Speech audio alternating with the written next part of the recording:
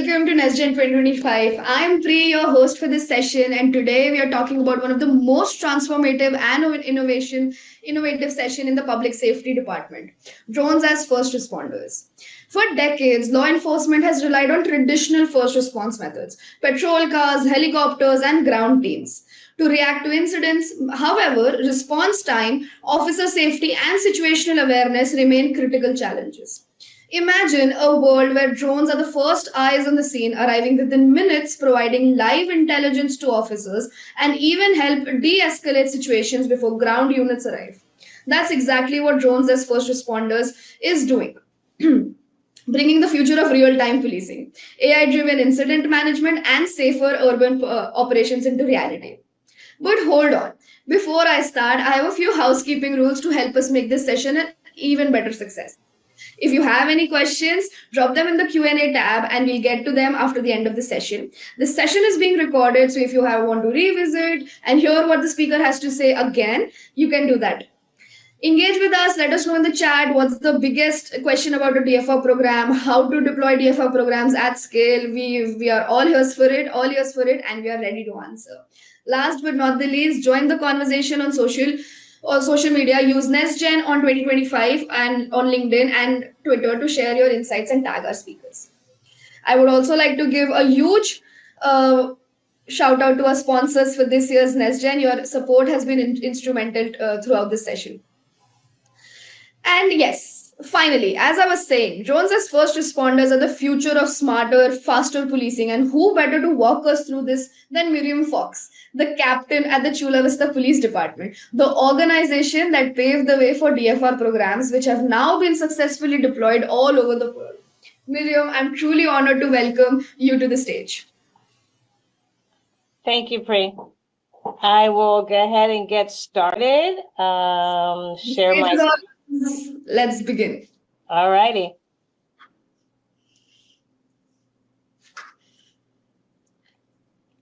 Okay. So hopefully, can you guys see my screen? Yes. All right. So again, thank you, Pri. My name is Miriam Fox. I'm a captain with the Chula Vista Police Department. I've been with Chula Vista approximately almost 27 years. Prior to that, I was in the United States Navy. Life of service is what I love, and I get to do it with drones. So again, I'm here to just highlight and go over what Chula Vista PD, crazy idea that we started with, and how it's kind of grown into a worldwide thing that is going to turn policing into a future, taking policing to the future. So where is Chula Vista? We always get asked this question. We are located in San Diego County. It's a suburb. We're the second largest city in the San Diego County. We're the third largest police agency in the county. We have about 280,000 plus. So in our eastern part of our city, we actually have a lot of new development, new growth, new communities going up. So the city is 52 square miles now and potentially is going to grow. We have sworn 297 sworn. We've got about 113 professional staff or civilians.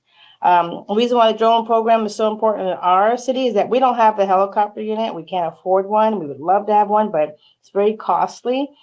Even though we have great relationships with the San Diego Sheriff's Department and San Diego Police Department that have helicopters, it's also not always available to our agency and the other agencies in the area. Also, we are 7 miles from the U.S.-Mexico border. So we do get a lot of cross-border crimes that do happen because you have to go through the city of Chula Vista to get to the border. So how this all started, a neighboring agency had a incident where a subject was acting erratic. Officer was in the area, responded to the call, and the subject pointed what was something shiny. The officer thought it was a weapon, unfortunately, based on his training and skills. And he shot this individual who ended up not surviving the injuries. So this is just footage, actual footage of the protest after that officer-involved shooting. The officer happened to be white. The male happened to be African-American. It ended up being a shiny vape device, but it looked like a weapon. And so at that time, my chief wanted to know what could we do differently to avoid this situation. So Chief Kennedy tasked all us lieutenants when I was lieutenant at the time, saying, what can we do differently? So what we started to do is we came up with a concept called the SARA program, the SARA model, which is a COPS model. And basically what that is that we put officers in plain clothes in unmarked vehicles, and they would have a radio and their mobile data computer, and they would go ahead on a call for service, and they would call out what they saw before the marked uniformed officers got there. That program was so successful. We did it for about 6 months, and then another lieutenant said, hey, why don't we try that same concept, but using drones? So that was the beginning of drones as first responder with Chula Vista PD.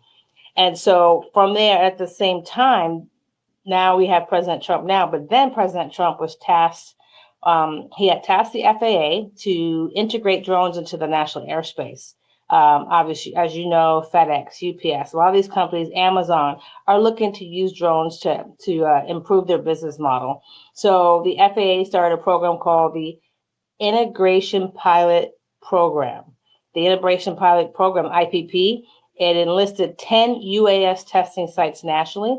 The city of San Diego was one of the testing sites, and the Chula Vista Police Department, we happened to be the only police agency to jump in any of the testing sites, and we jumped in with the city of San Diego. So that's basically how we got head of the line approvals and privileges with the FAA, because we started with the testing sites. And from there, our program grew. In 2017, after that happened, we started to test and implement the use of drones and responding to our calls. And we also we did public forums. We did city meetings. We had the news media come in to look at what we were doing. We wanted to give input and give the community a chance to see what we were looking at doing and what we were testing, and also get input from the community. So prior to starting our program officially in 2018, we actually did a lot of outreach. So again, May of 2018, we were selected as one of the 10 testing sites, and then we officially launched our program October of 2018. So in conjunction with our Drone as First Responder program, we also utilize Live 911. Live 911 is a software web-based program that when the 911 call comes into dispatch, it splits off. Dispatchers get it, and then our officers can get it. And our officers get to hear in real time what the callers are saying. And additionally, it uses technology from Rapid SOS, Rapid Deploy, where it shows the caller within a couple of feet of where they're at. This is important because it's just like the same technology of Uber and Lyft. But this is important because when we're responding to calls, we can see where they're calling from through Live 911, in addition to knowing exactly where the incident is happening and occurring. And this gives the officers a chance to be able to respond appropriately and specifically know where exactly to go. Officers don't have to wait for the call taker to take the call, interpret the call, and then go to the dispatcher to dispatch it. Now the officers are hearing the information, they're hearing the voice inflection, and this kind of just helps having another set of ears to help our dispatchers who are already doing a fantastic job. In addition, within Live 911, there's a system called Campus Alert. And what that allows us to do is to geofence all of our schools in our city and other areas such as our city hall. So if we ever get a 911 call from those areas, anyone that's logged in, and all of our officers get logged in when they start their day, and then they just mute the system, it'll unmute all of the users that are logged in if there's a 911 call from any of our schools. And obviously this is for us to protect and hopefully be ready, God forbid, if there's an event of an active shooter or a serious situation going on in one of our schools. So we use DFR in conjunction with Live 911. Again, being able to hear that call come in immediately. Just a really quick success story. We had an officer that was logged into Live 911, heard a 911 call coming in of a mother that was frantic because her child had fell in the pool, and she was really upset as to what was going on. Obviously, it was at a children's party, not her own home, so she wasn't sure exactly where she was at. As our dispatchers were trying to get the information, the officer was nearby, in fact, right by the address when the 911 call came in. So the officer was able to respond to the call, start CPR for the child, and save the child's life. Now, That may not seem like a big deal with the officer being there, but normally you have to wait for the call taker to get the information, try to get the information from the mom, and then dispatch, and hopefully officers in the area. So this saves lives. Getting there quickly, having the information, and knowing exactly what to do saves lives. So how it works? Again, we utilize it with Live 911. This is my teller operator. Right, and happens to be one of my UAS sergeants. This is our DFR room. So the teller operator is a sworn police officer. They are listening to Live 911. They hear the call. They radio up to our rooftop. This is an example of our PD location. And we have a piloting command on the rooftop. Part of the FAA certificate of authorization that we have require us to have a pick on the rooftop. Now, the DFR 2.0, that is the iteration where the drone in the box and automating with the radar detection. That would be our next step as well. But right now, we still have our pilots in command on the rooftop. That person makes sure the drone is flight worthy. They check the airspace and the drone launches and then directly starts live streaming footage to our desktop computers, our officers' mobile data computers, and even on our mobile devices. So the coverage in our city. So like I explained, we're within the San Diego County. We have 4 launch locations, actually getting ready to have a 5th launch location. So this first circle is the police station. This shows the radius. The lower circle is Bayview Hospital. This shows the radius. Then we have Sharp Hospital in the center here, and then we have Spring Hill Suites. We also have a 5th location that will be going up in June. It's a new library that's being built in the eastern part of our city. This gives us about 95% coverage for the city, which is pretty great because we want to make sure we can get to those emergencies quickly and live stream that footage to our officers. So showing our progress. When we first started in 2018, we only had 1 launch location. We take a crawl, walk, run stance when it comes to doing these type of operations. So we always tell agencies, don't rush, don't put up 4 locations. Start off with 1, perfect that, and then expand your location. So initially we had limited availability.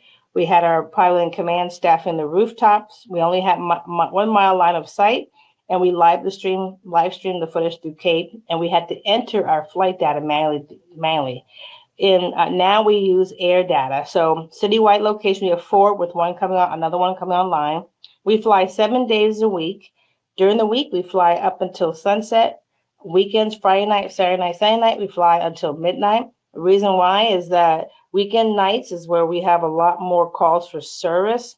We will be expanding 7 days a week up until midnight, but right now it's only on the weekends up until midnight, and then during the week up until sunset. We call our teller operators, which are the sworn officers. They teller operate. We contract with a company called Flying Lion. They provide our pilots in command. They are backgrounded to be able to access the police facility and also use police equipment. The drones are all owned by the City of Chula Vista Police Department, and so the company is just managing and using our equipment, helping us with the airspace and making sure everything's ready. We have our beyond visual line of sight waiver. We also have a 2-to-1 waiver, obviously meaning that each location we can fly 2 drones from every location we're authorized. So we can launch 1 drone, get overhead with the scene, live stream the data. If the battery is getting low, we can launch a 2nd drone from the same location, get overhead adjacent, and then bring the first one back. So that will allow us to have the continuous view and situational awareness for our officers. Again, we live stream our drone footage to our officers via CAPE, Motorola CAPE, but there are numerous companies now that have teleoperating service that also live stream. So we consider it a proactive tool. We're prepared to respond immediately. We can launch within 90 seconds and get overhead within 90 seconds for most of our calls. It's operated remotely, again, by a teller operator. We always harp about the experienced sworn officer because the officer that's launching the drone and flying it overhead basically becomes the incident commander and can direct the ground units in their approach and how they can deal with the incident they're dealing with. We have geofencing that helps ensure our safety, and we also have visual observers in the field. All of our sworn officers get trained every 6 months on how to be visual observers to call out obstacles to our pilots. So we have a lot of construction. There could be a new crane that goes up, or you just never know if there's some sort of helicopter that's not checking their NOTAMs. And so they're trained on how to call out obstacles and such to our teleoperator.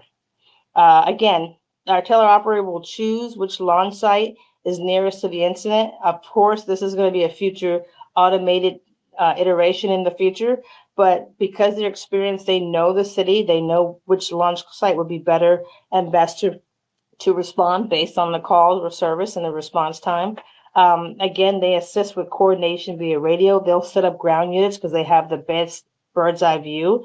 And you see on the right, it's distributed to all mobile devices and our mobile data computers and our desktops. So our chief of police, she could see what's going on with our drone footage. So transparency is a big in law enforcement, as we know. Letting our community know what we're doing and why is an important part of doing it right. And so for us, we had heard this early on about the community wanting to know exactly why we're using the drone program. So on our webpage, you can see the date, time, the type, the case number or incident number, the location, and why we responded to the call. It even shows the flight telemetry of the drone, which is important. So we want our community to know that we're not just randomly patrolling. Now, some agencies may be doing that now, but for Chula Vista, it's important our community knows that we're not just going to fly our drone. We're going to go for a call for service, for a call for help. This is also a part of our website. There's a link on the bottom that shows. If you could just Google Chula Vista PD drone program, you'll come up on our page. And this is important. This is a dashboard it's through Power BI. And it just pulls from our CAD and our report management system, and it basically feeds this information. So right now, this was as of the other day, the 15th, we had over 21,000 calls for service. Over 3,000 of those calls were assisted arrests. And what's important about this, the next slide, is that you'll see for the deployment avoided dispatch or patrol call. So over 4,000 of these calls, we actually, with our drone program, we're able to clear the call for service without having to send an officer. When we're deploying our drones, we're deploying them for calls that are of a higher priority. So priority ones, priority twos, and those calls will require 2 officers. So if it's over 4,000 calls that we did not have to send an officer, that's over 8,000 officers. That could be redirected. Those resources could be redirected for something more important. It takes us about 90 seconds to get overhead on the call. So that response time is huge. With traffic and the size of our city, sometimes it takes a half an hour to get from our main headquarters station to the eastern part of the city. Another part from our website is when we started our drone program, prior to that, we weren't making our priority 1 and priority 2 calls. Priority 1 calls are crimes in progress right now. Priority 2, they're crimes that just happened, that just occurred. So now we are actually meeting our response times for priority 1 and priority 2 calls, which is important because we can get overhead so quickly with the drone. And with the ground unit, it will take almost triple the time to get to the call. So what we're doing is we're providing real-time, valuable intel to responding officers. We de-escalate the situation. We consider a de-escalation tool when we are able to get this information to our officers. They're able to see what they're doing, and I'll show you some examples of how we feel it's a de-escalation tool. We can confirm, we can dispel, or expand on the information that we're receiving. We also are able to reallocate valuable resources. Like I said earlier, if our drone, our DFR can get overhead on a call of an active fight, and we have multiple units responding code, lights and siren, but we can see the fight's gone and everyone's dispersed, and we can cancel those units, and they can be redirected to where they need to go. Provides a bird's eye view to supervisors and command staff, and makes our first responders and community safer. So what we don't do, and this is something that we hear from our community, we don't conduct surveillance on the community. We don't implement license plate readers. We do have license plate readers in our city. We have 150 spread out throughout the city, but they're not a part of the drone program. But they could be a later iteration, but right now our community, that's a huge concern for them. We're not sharing information with foreign entities. We do get this question all the time. Because of the Motorola Cape software, it actually bypasses the native DJI application. And so that's an important thing. Now, our drone footage, it's obviously not a matter of national security. So we're not going to say that it's not an issue with some other entities, but for us, it's not going to be an issue. We don't weaponize it. California, we're not using facial recognition. It doesn't put the community at risk, and it doesn't cost too much money. So I'm going to show you a couple of videos with some success stories.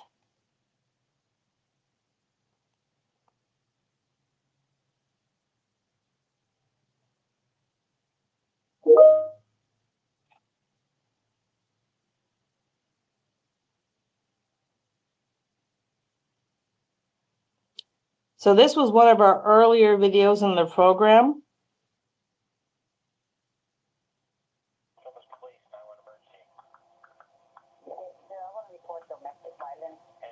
Are you witnessing this? No. Okay, what exactly happening?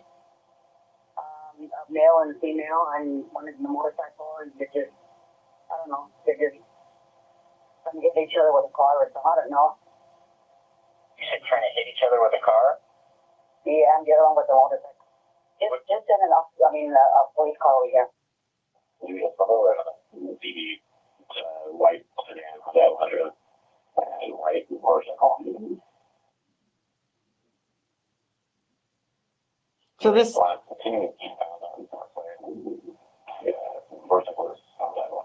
so that's our teleoperator giving updates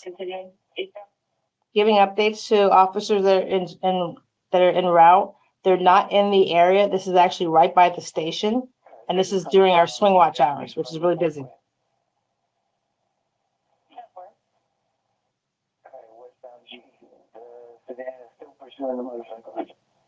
So we, since we don't have any officers available, the DFR is just going to stay overhead, keep monitoring the incident. The sedan is trying to ram the motorcyclist. They're pulling in behind the business.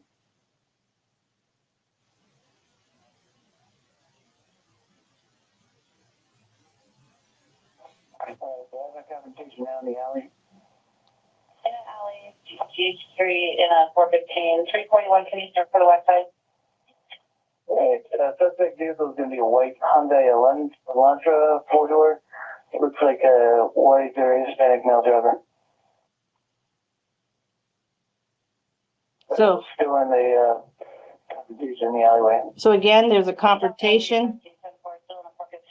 Their officer's not available, and the DFR pilot has all the information. Motorcyclist is he is away from the bike. So this story was one of the earlier videos that our chief was like, wow, this is pretty impactful. We wouldn't have had this information or this footage had we not had the DFR overhead. He just got ran, so we have a 245. Just 245 with the vehicle. Yes, can we take medic? So just to give a little context, so obviously the female and male are in some sort of disturbance, domestic violence confrontation. The female that's driving the white vehicle, we arrest her. We actually also arrest the male because the motorcycle was stolen. Here's another video of subjects with a gun at our marina. This marina is just close to the police department. It was we got lucky. The call was a subjects in red car waving around a handgun. We got lucky. There was only one red car at the marina. So we got lucky to see this. So our officers were actually in the area off the view of the drone. You can't see them, but our drone pilot said, hey, hold off. Let me see if I can get further information, see if this is what we have and if this is accurate.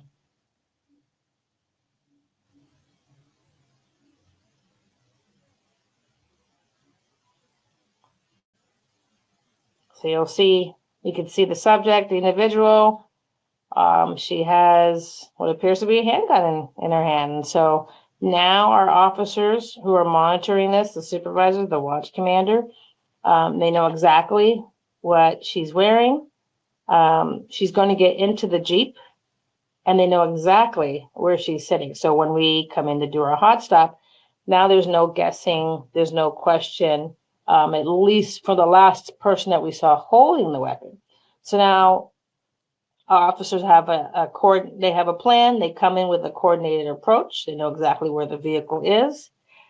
So this just kind of saves us the guessing game. Again, officers don't have a crystal ball, so they don't know what they're going into. So at least kind of gives us an idea.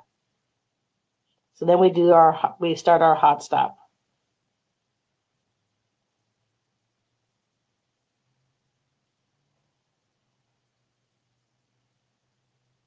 And then, of course, because the last person we saw with the handgun, that's the person we're going to pull out first. And we know exactly where she was sitting because we saw her via the drone footage.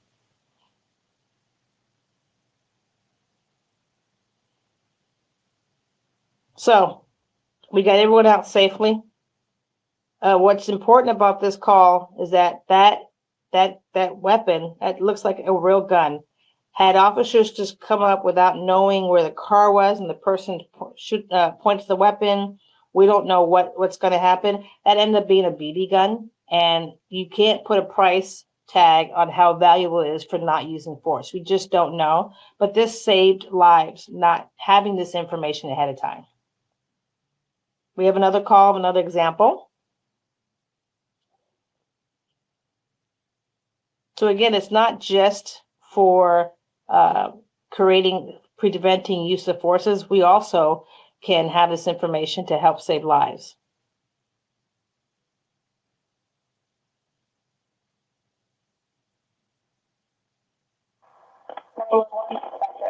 What is the address of the emergency? Apparently on Highway 5 at Jade Street, I just heard a big crash and there's smoke over here by the. Okay. Is it on the freeway or is it on the street? It's on the side. I can see the smoke. It looks like they ran off. I heard a loud bang by our house, and now I see fire. So I know I'm going to probably fast forward, but see, if you look in the center, it's basically a vehicle that had a collision and went off the side of the road. What the callers are going to do is they're not certain, they're driving by, so they're not exactly sure where the vehicle is. And we have different freeway on-ramp and off-ramps. So what our DFR pilot is doing, he's switching to thermal to kind of zero down where it is. And as he gets closer, you'll see him looking to confirm if there's someone actually in the vehicle. Have we notified THP about that TC on the freeway and also fire on the the embankment? So We're trying to transfer multiple RPs over to CHP now. So normally it's a CHP call. And 323. If you want to start that way for northbound I-5 at Palomar with a vehicle rollover. So California Highway Patrol normally handles the freeway, but we'll help them because it's going through our city.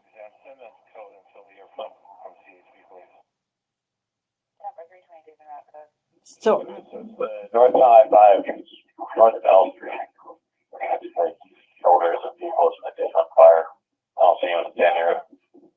So our pilot is searching the area to see if someone walked away from the vehicle.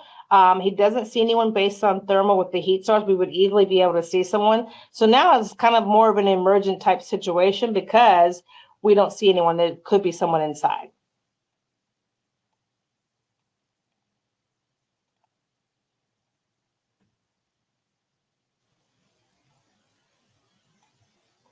Okay, so it's a pretty extensive video. I'm just going to chop it down. So basically, again, the officers are able to get there. They know exactly which way to go. The initial call that we were getting in actually gave us the wrong location. So our DFR pilot was able to direct the officers, and they were actually able to pull the subject out of the vehicle. I know I'm getting low on my time, Pri. I don't know if we have time for any questions.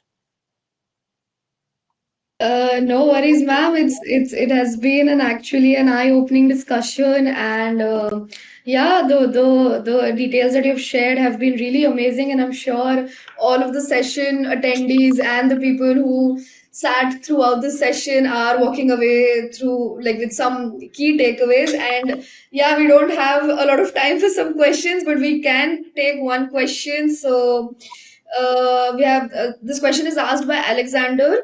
Have you had to handle any cyber adversaries when remote piloting, such as remote hijack?